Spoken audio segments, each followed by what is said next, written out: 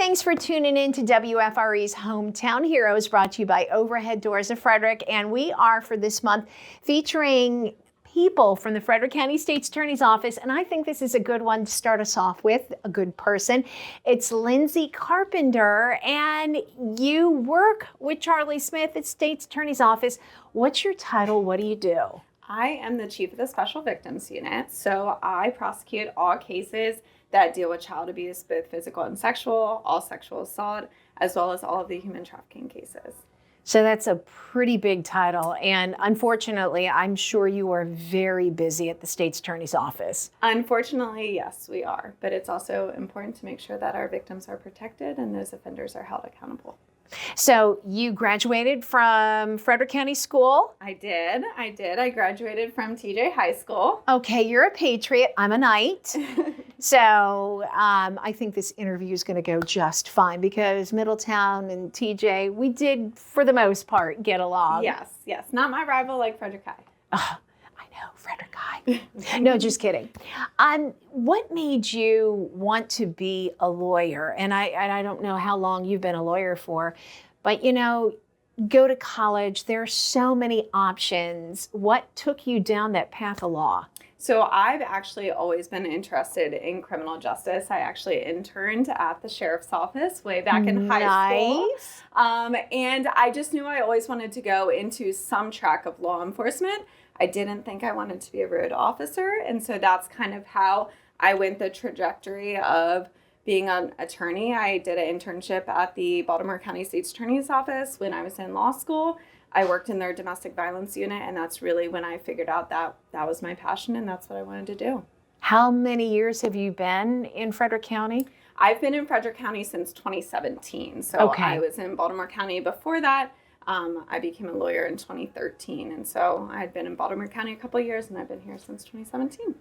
I often told my daughter when she was younger, she can hold up herself in an argument, and she's always right. Did you ever hear that when you were growing up? I didn't, but I was a cheerleader. So okay, I was same thing, right? No. In front of a crowd and that type of thing.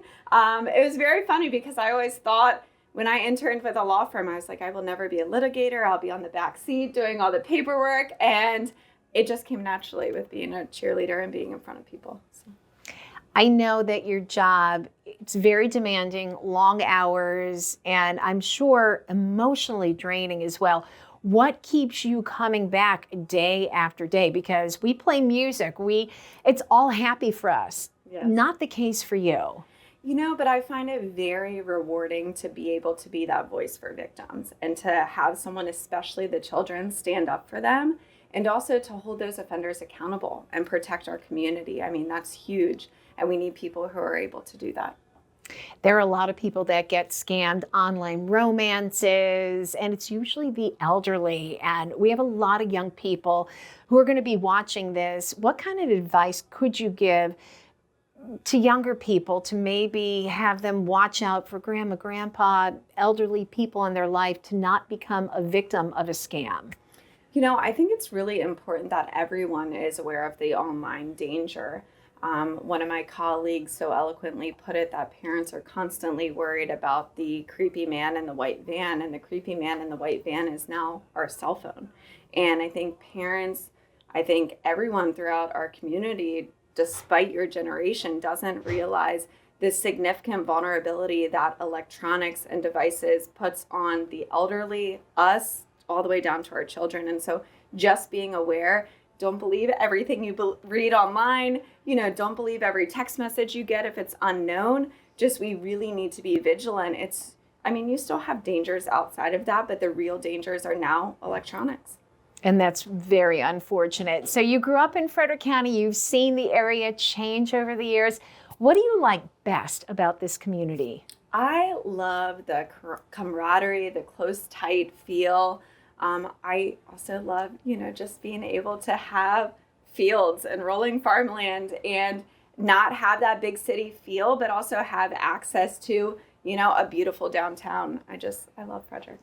And it is a wonderful, wonderful place to live and to spend time at.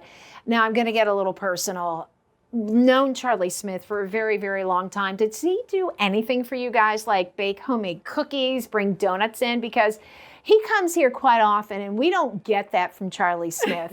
You know what Charlie does? He dresses up as Santa and personally delivers all of us gifts. Does he? He does. He's an amazing boss. He's always there for us. He's always there if you just need someone to, bounce something off of. He's amazing. And when people maybe have to interact with your office, should they be nervous? Should they be afraid? Or if they have an issue, is it okay to come forward and to contact you all? 100%. We have victim witness coordinators assigned to every single unit.